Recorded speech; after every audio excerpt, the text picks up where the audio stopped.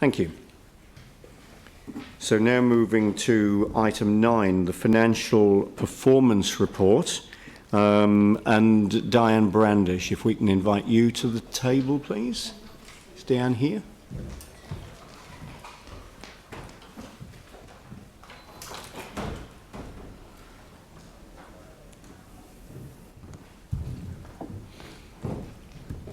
Diane, thank you. We're just moving to item 9, which I understand you're presenting. So if I could invite you to the table.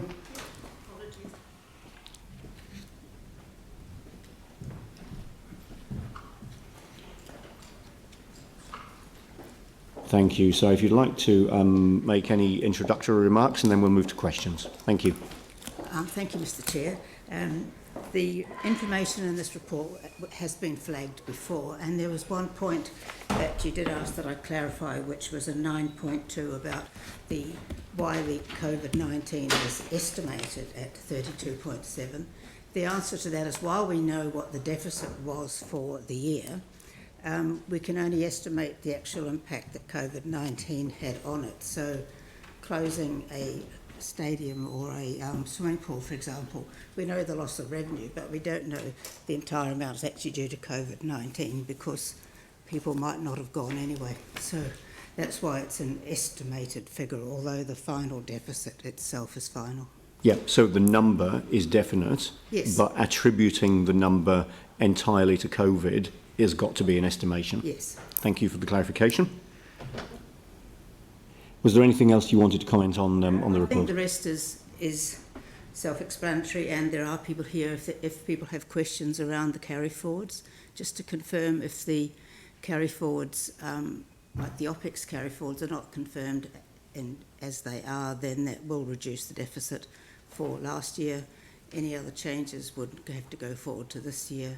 And we have already, you as councillors have already approved the borrowing for the deficit as identified at 25.9. That was part of the annual plan. Yep, so the recommendations in front of us are where we formally approve the carry forwards, which are detailed in attachments B and D. Yes. Yep, great, thank you. Sam, you're happy to move, okay. Are there any questions on this report? Yanni.